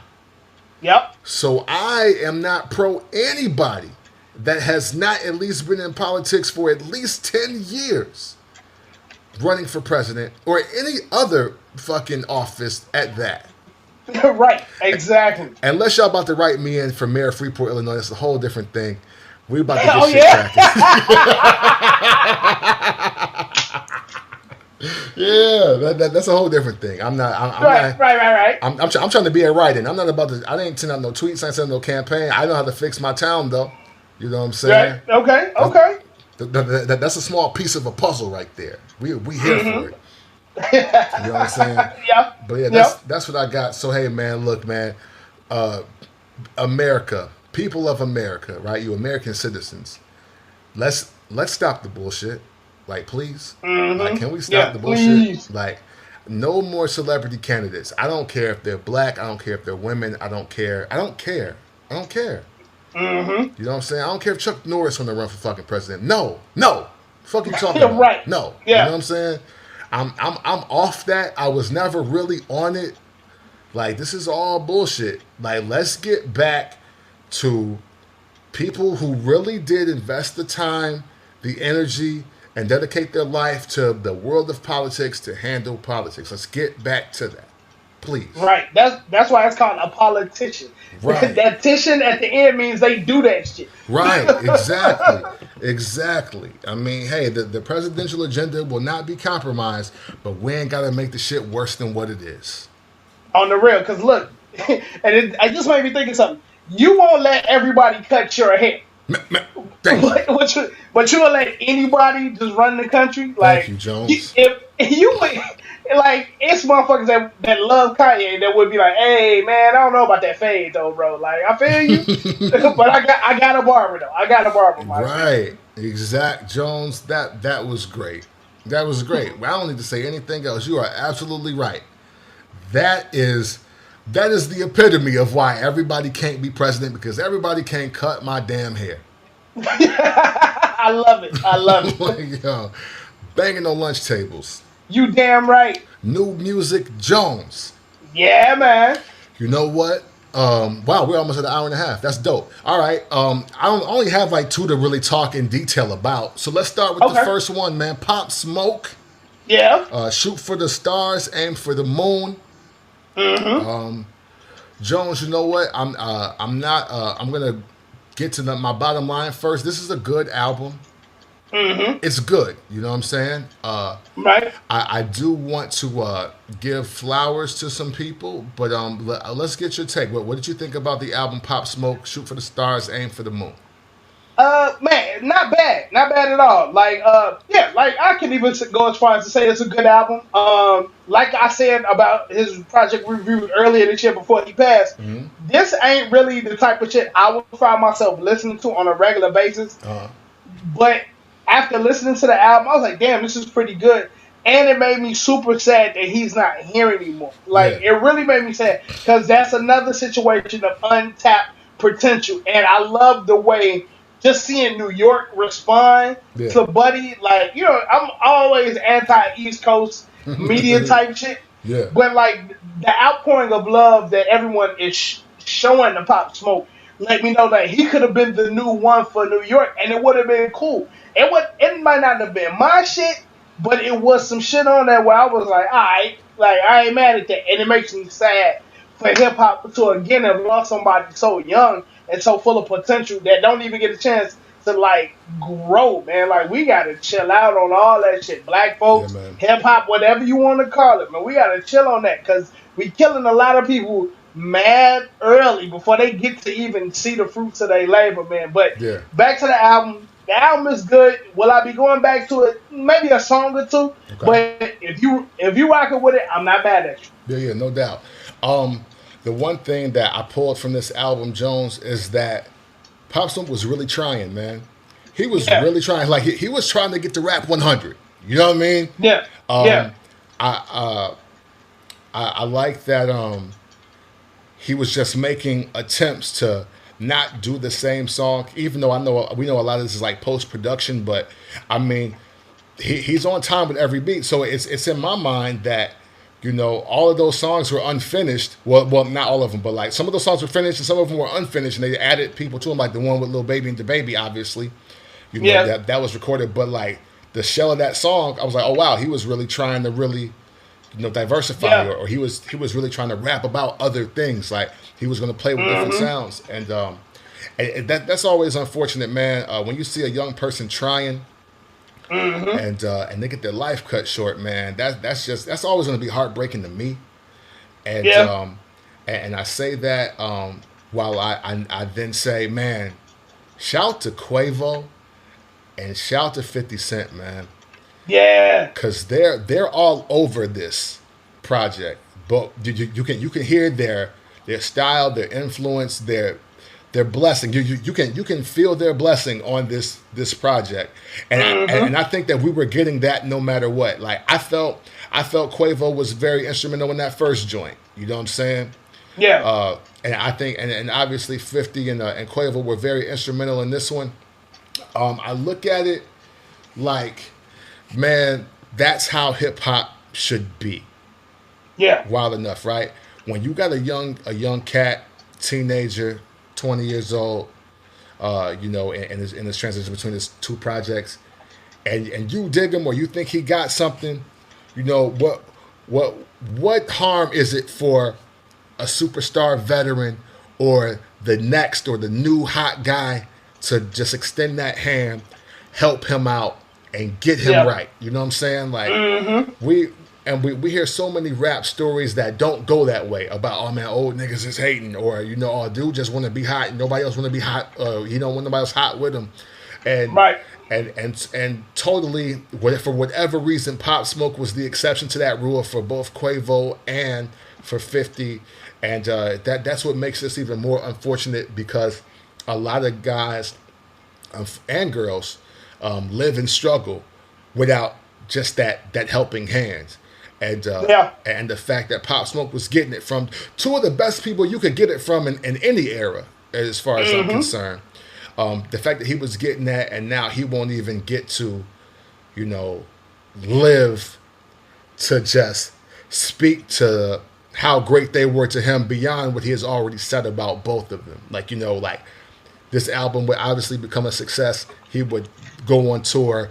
He would probably go on tour with Migos and with 50 and G Unit, and that would be his coming out party, like for 2021. You know what I'm saying? Yeah. And for now, that to not even be a possibility, man, it's honestly heartbreaking, man. And I wasn't expected to be wowed by this. I was not expecting to listen to this and call it an instant classic or anything of that nature. But I did see effort. Yeah. I heard effort in being better than the last thing you heard, and that is the most heartbreaking part about this for me, Jones, personally. Man, and one other interesting thing, that's a quick side note, it lets me see where 50 Cent was trying to go with Chief Keef years ago. Yes. And it makes me wish Chief Keef would have listened. And then even with Tekashi, if Tekashi would have listened and stayed out of the dumb shit, where he could have been if he would have really stayed closer to 50 Cent, and how that could have went potentially, man. And it's interesting to see because I'm seeing 50's hand all over the album, and maybe that was the difference between what I liked about this project and what I didn't like about previous Pop Smoke albums. That might have been just a little added secret sauce that 50 was able to add to it. And it's maybe in the future, we should start letting 50 get behind the scenes a little bit more on people's albums. Yeah. I mean, he was a success. He made Lloyd Banks a success, Young Buck a success, The Game a success. Why not? Look, 50 knows exactly what he's doing. Yeah. Everybody just happened to bail when they heard AO Technology. That's just what it was. Niggas don't like the Curtis album. Cam is funny. Yeah. So, all of a sudden we can't fuck with 50 Cent no more. I don't subscribe to these dumbass narratives that people do. No, 50 knows exactly what he's doing. 50 Cent is the only person that I know in hip hop ever to go diamond on his debut album. Yeah. So that it's more than the shady Aftermath Interscope engine that's making that a reality. It's more than that. Because other people should have diamond albums, if that's the case. Mm-hmm. You know what I'm saying? If it was that easy, then the Marshall Mathers LP should be putting up Thriller numbers. If it was that easy. Fact. You know what I'm saying? That's a fact. So yeah, we got to really take into account that 50 Cent really does know what the fuck he's doing. And when you do it so big, there's only down to go from. There's only down. So, but I do agree with you, Jones. I think 50 really is the difference. I think Quavo gave us what we had already heard. You know what I'm saying, from the first project. And I think 50 is everything else. Just the sounds hey, yo, man, y'all should probably call up Lil Baby and the Baby for this joint. They hot right now, but this would be a good look. I believe even the, the joint, with Tyga, I could see 50 yo, you know what I'm saying? But make sure that Tyga joint make this album because that's hard. Yeah. That's a dope record. You know what I'm saying? I see a lot of decisions. 50 is very brilliant to me personally. I think 50 Cent is one of the greatest minds in hip hop. Period. So I'm not surprised that this album sounded very robust, even though, you know what I'm saying, it's not it's not going to be at the top of my list. I'm not giving it extra points for the untimely demise. It's just a good album, Yeah, very much so. Good. So yeah, man. I mean, all I have to say, man, of course, rest in peace, Pop Smoke. Yes. 50 Cent. We got, and we also, Jones, I'm glad you said this too. 50's been trying, man. 50's been trying to pay it forward for a good decade now. Yeah. He's really been trying. But Soulja Boy, he was trying. Chief Keef, he was trying. Kid, I'll even say, even though he's not that young, but Yeah. he was trying. And I even think early, like when Troy Ave started heating up, I think a little bit of that is 50 as Ooh. well. I think that's him Yeah, as well. a little bit, You know yeah. what I'm saying? And then of course, Rainbow Bright. He Yeah. was trying. You know what I'm saying? Yeah. Now Pop Smoke. It's like, I mean, say what you want about 50, but 50 is the only one really trying to help these young and restless black kids get some real money so they ain't got to do that shit no more. Hell yeah. Like that's a fact. Like that's who we see. That's who we see, and it's more than just, hey yo, we like what y'all doing or whatever. It's like, no, hey yo, come to the studio, come to my studio. You know what I'm saying? Hey yo, let's record, let's work. Let me. I'll pay for the video shoot. I'm doing this. Like that's the route 50's going, and we don't salute and commend that enough, Jones. I just don't think we do. And never forget, the person that did it for him was Jam Master Jay. Yes, absolutely, yes. Yep. Man, R.I.P. JMJ. Yes, sir. Man, banging on lunch tables. You damn right. Oh man, the rapper that should be in everybody's top 5 that love street music dropped, Jones. Boom, boom, boom, boom, boom, boom. Oh man, Westside, Gunn, FlyGod is an awesome guy too, has dropped, Jones. Yeah, man. I find this wildly entertaining, even though we didn't need it. Yeah, that's crazy. Yeah, I agree. Excuse me. Shout to Stove God Cooks. You know what I mean? Yeah. Hey, you know what? When I heard his project a few months ago, it was on my mind that I was like, yo, if Cooks signed to Griselda after Boldy James, I'm not mad at that, because I could see a lot of people comparing what Stove God is doing with what Westside Gunn is doing. Mm-hmm. And lo and behold, he's on half of this fucking project. And would you look at this shit? You know what I'm saying? And you know what? And I like it. I do hope he's the next artist that is officially announced as being on Griselda. I really do. Even though, I mean, he's got the situation with Conglomerate, Busta Rhymes. I totally understand it. But his sound belongs with that Griselda camp. You know that's what I'm a saying? fact. Just keep that's it a real. fact. Again, another good project. Drive by Love is my favorite song of the week, Jones. You know what I'm saying? Yeah? Yeah, man. I fell in love when you cooked the brick naked.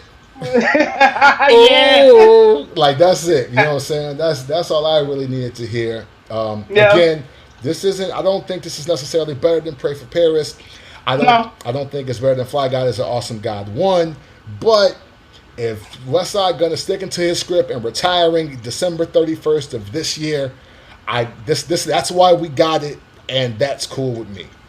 Yep. But man, like I said, Griselda don't miss, man. At least they ain't missed yet. This is not as good as Pray for Paris, but it's not a bad addition to the catalog at all. You know what I'm saying? Like, the consistency with these dudes is crazy. Westside Gunn has done it again. And the only thing that, to follow up our last topic, I would be interested to see what would happen if you mix that Griselda with 50, like, executive producing, or just at least being in their ear to put some hits together. How does that come out? What does that sound like? Is that as good as we would hope it to be? You know what I'm saying? Like, because I think that's the only thing that is missing. Like, and it ain't even really missing, because I'm not missing it, but for the transition into, like, stardom, I guess you could say, I think 50 would add the right amount of spice to that. But at the same time, Westside Gunn is doing great on his own, and this album is proof of that. Yeah, you know what? I'm in the mindset for specifically Griselda that I like how they are supposedly catering to strictly art and culture. Okay. And I think that is more important than anything, because at the end of the day, I think there are a lot of artists who are in their early to mid 30s that are being told by people around them that just don't get it that if they don't have a record deal signed for millions, or if they don't have a hit record, then they should stop what they're doing. And I just imagine if Westside Gunn bought into that ideology. You know what I'm saying? Like, what if at 33 or 35 he felt like, oh man, you know what, niggas is right. I should chill. I need a hit. Yeah, you know what I'm saying? Or I need a hit record. You know what I'm saying? Yeah. Like that. I think that would be the ultimate injustice to what we've been getting the last 5 years from them. You know what I'm saying? Yeah. Okay. You know, I just I think art and culture have to be represented, and if we quote don't need labels anymore, and if labels are banks and all this other shit, like if that all exists, then they don't need to do what they might have needed to do 20 years ago, because it's there's a world that exists where they're able to get quote 50 cent money while having a quote common sense career. You know what I'm saying? So you know what I'm saying? So it's like, you know, unfortunately Common grew up in a time where, you know, all the money was coming through the labels, and if you ain't getting that, then rap ain't really paying you. Right. But I know for a fact, if Common's career played out the exact same way, and just in this era, he's looked at a lot differently, especially when B drops. Ooh, like yeah, you know what I'm saying? Especially when like Water for Chocolate drop. Like, you know what I'm saying? Like those albums make him an undoubted legend, and niggas is really arguing that no, this nigga's better than Jay-Z. Like, you know what I'm saying? Like, they're telling you shit like that. Like, man, no, this shit. I mean, Blueprint and B, man, I don't know.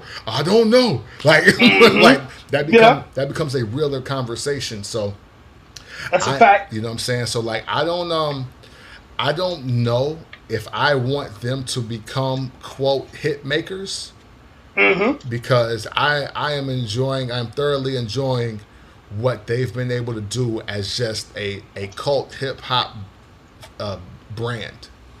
Wait a minute. Are you telling me you don't want any of those rap love songs from Griselda Camp? Is that what you're saying, bro? Well, listen, I want to be very clear. If it's hard, I'll support it. That's where I want. That's where the detour splits. Okay. Like, for instance, I think the best song on this FlyGod 2, FlyGod Is Awesome God 2 album is Drive By Love. Okay, yeah. Like, it's undoubted, like, and nobody dies in it. He's just, you know what I'm saying? Like, he's totally in love with this girl. That's when he's watching Cook a Brick naked and rub on her pussy and squirt. Yeah. So no, listen, I'm in support. To me, that's one of his top 5 songs ever for me. That's in the top 10, you know what I'm saying? And any song where he started off with "Come here, bitch" is in his top 20. That's it. I bet. So yo, he can switch up the content all he wants. I'm just saying that even like, don't do it in an effort to be on like the Spotify playlist. Okay, I see what you mean. You know what I'm saying? Like, don't do it to get placement next to Travis Scott. Do it because you feel that shit. Okay. You know what I'm saying? All right. like don't go call up Justin Timberlake because Jay did it and he made it look cool. Like, don't do that. Unless you really fucking with it. Fucking with it. But hey, I'll be there to support. I'm not gonna be one of those fans, Jones, that's gonna be like, oh man, these niggas getting soft. These niggas ain't repping for the streets no more. Right. I'm not that guy either. I'm like, no, hey yo, if the beat is hard and if you rapping your shit, if you're doing your shit, I'm fucking with it. That's the kind of rap fan I am. That's fair. Yeah. So FlyGod Is an Awesome God 2 is out, man. Listen to it. I think it's dope. Period. Yeah, definitely. Banging on lunch tables. You damn right. A couple of songs I want to highlight, Jones. Moneybagg Yo.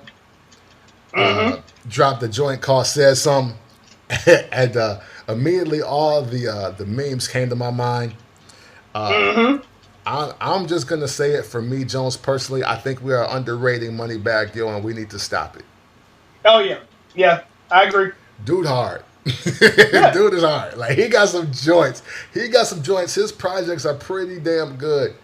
And he can really rap, man. Moneybagg Yo can really rap. I don't think people are paying attention. My favorite duo, tandem, if you will, right now is Moneybagg Yo and Lil Baby. I don't think they have missed yet. Okay. But yeah, man. Yeah, Moneybagg Yo, man. I'm ready to throw him in the underrated category right now because we don't talk about him enough as far as his rapping ability. Okay. I'm not mad at that at all. I'm not mad at that. Oh, did you check that joint out? Man, I keep missing it. That is definitely on the list, though. I did see it, though. Okay, no doubt. A Boogie, Uzi, and Don Q dropped a joint called "Flood My Wrist." Not bad. Not bad. Again, I like A Boogie, so I give him a pass that some people want, and I say that because I got a cousin that hates A Boogie, and it's so funny to me. He totally just dislikes everything about what he's doing with life, and it's so funny to me. Oh damn! but yeah, man. I mean, good track. They talking they shit. Flood My Wrist. You know what this about. You know what I'm saying? Yeah. But we haven't heard a joint from Don Q and A Boogie in a minute. So that was cool that they came back around and then they got Uzi on it. So that's gonna help get the streams up. You know how that goes. Yeah, definitely. Then you got a Yo Gotti Recession Proof. Man, it's interesting. But ever since that thing with that situation, if you will, with Dolph and Gotti, and since that has kind of fizzled out, it seems like the tide is kind of turning on Yo Gotti to where people don't really care about him as much anymore, and I find that interesting. Because this is a good song. Because this is a good song. Right? Yeah. I've seen a few people say that. Yeah. So I mean, and also I really do think Yo Gotti dropped a really good album earlier this year. Like January, February. I think he dropped a really, really good album on some big homie that's out the streets and got real money shit. And when nobody's really playing that, and there's some joints on there. I mean, it's more joints than Pose for sure. But I want to know. I'm very curious on why the tide has turned for Yo Gotti. I really want to know. Man, I think it's just because he's ever present. You know what I'm saying? Like Yo Gotti's gonna be here. Like he's solidified. Like almost like, I don't want to say this in a bad way, but like in like a Jeezy status. Like he here. You might have a joint every once in a while, but you just here, man. Like I say, you like, all right, bet I'll check it out. Okay. Not because I don't think anybody thinks he's whack or nothing like that, and they give him like legend status. But other than that, it's like, all right, you got a joint, all right, cool, I'll check it out, and that's about it. And I think like his focus is really like on that big homie shit, like with Moneybagg and Black Youngster, and you know what I'm saying. So I think he's transitioning into that where he's less of the forefront, and when he pop out with a dope joint, people still fuck with it, but like they fucking with his little homies more. I dig it, and you know what? I'm not mad at that. I do forget. Yeah, Moneybagg is his one of his proteges. That makes sense. Yeah. So look, y'all should definitely stop underrating them then. Yeah. Hell yeah. I forgot. Also, Ty Dolla $ign and Kanye West, Ego Death. I totally missed that joint. I love Ty Dolla $ign, but I don't like these songs from Ty Dolla $ign. So you know what I'm saying? Like, Beach House 2 is still my favorite project from Ty Dolla $ign, even though I do love Free TC and Campaign. And I love the actual singing parts on sign language, but I just don't want to hear Ty Dolla $ign do this. Ty Dolla $ign is great. I didn't like the My Ty album. I'm trying not to be worried, but man, I would love for Ty Dolla $ign to do some shit that the P1s enjoy. You know what I'm saying? Like, over here, dude. Hey, I'll pay cash for your music. I'll pay cash for it. So please, so please do the shit that I like. But it is what it is, man. If the streams are going up for that, then the streams are going up for that. But again, Beach House 2, Ty Dolla $ign is my favorite. I don't mean that he has to drop the same type of content, but that sound is what I want from specifically him with a lot less raps on it. You know? Oh, I ain't mad at that at all. You know what I'm saying? Then, Jones, we got, you know what? Here's a joint. Buddy and Lucky Daye, Faces.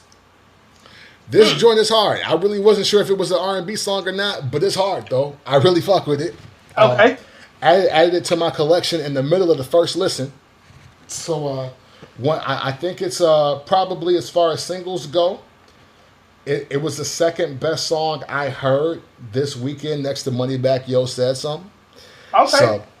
So yeah, man. I recommend checking it out. I mean, obviously, we know Buddy from tracks with Nipsey Hussle, and then, of course, with the joint with him and Kent Jones, Kent James? James, yeah. Or Jams. Kent Jams, yeah. There you go. So, listening to those, Buddy's dope. Lucky Daye is dope. Lucky Daye is dope for you niggas that actually like R&B music and want to take a break from the drug selling and the gun busting. Lucky Daye's got some joints that can work that out for you. And, yeah. This joint, Faces, is dope, man. I like it, and hopefully all of you will like it too. All right, now that's definitely on my list. I got to check that out. I love Buddy. Buddy is really dope. Yeah, so that is new music for this week. I know a lot more dropped, but hey, we didn't listen to everything. We listened to what we listened to, and that is that. Now, I do want to highlight one of the new joints. The Gucci Man So Icy Summer. Like, okay. if you need something to bang in your whip, you know what I'm saying, where you're going to one mask covered get together to the next, you know what I'm saying, where there'll be plenty of alcohol and social distancing.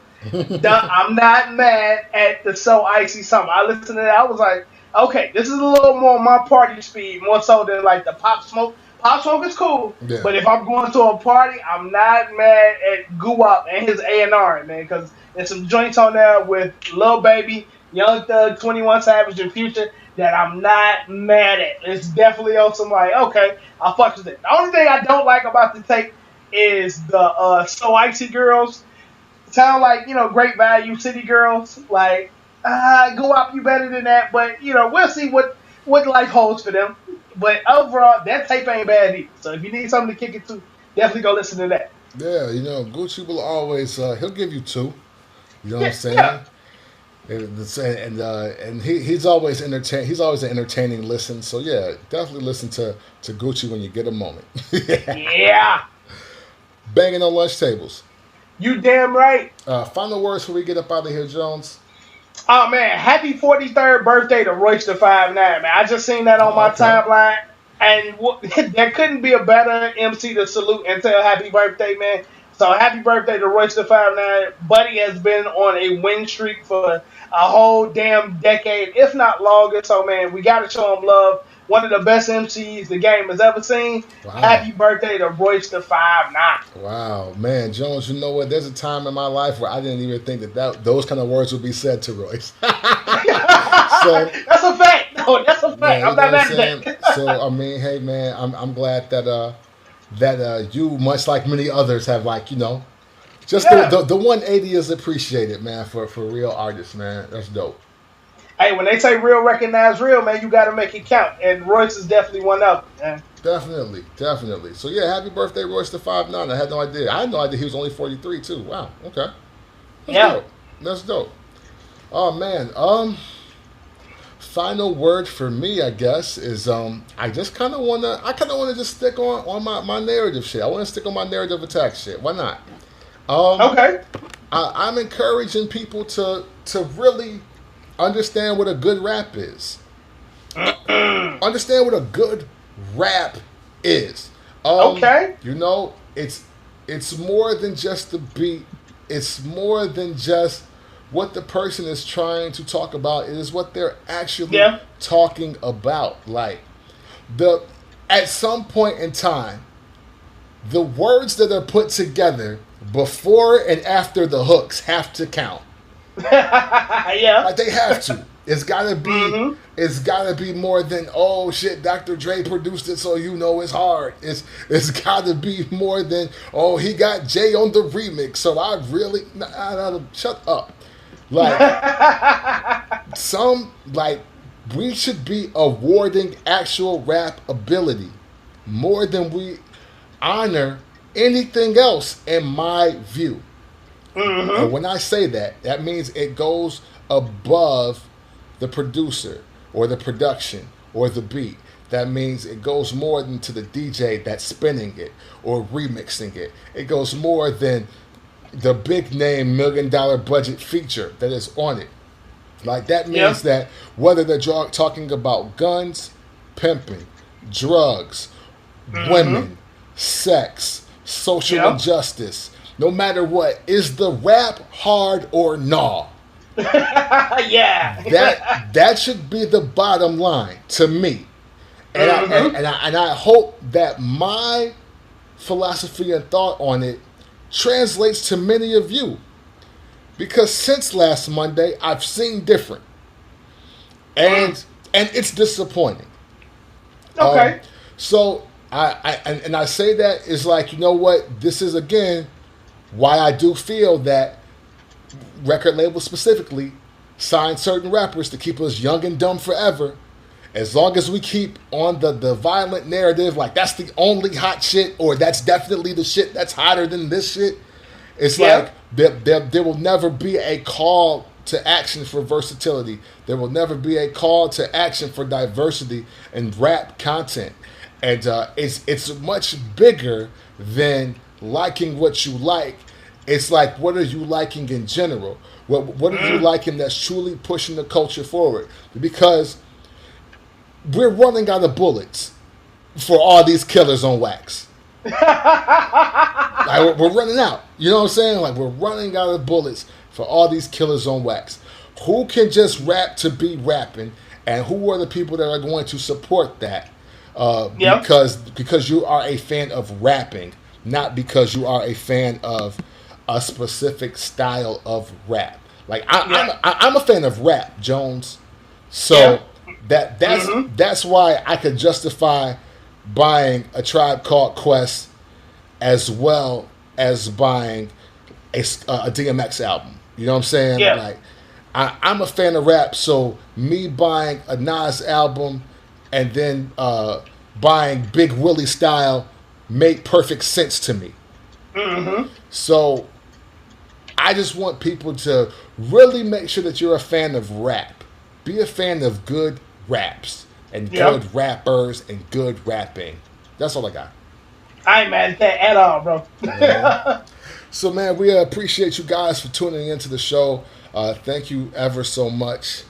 We love having these conversations the way we have these conversations, but of course we're having them to spark conversation with you. So continue the likes, the shares, the comments, the suggestions, and keep listening to us wherever you can listen to us, because hey, we're in more places now than we were last week. All right. Hey. So as every time, we want y'all to know, it is fans over critics.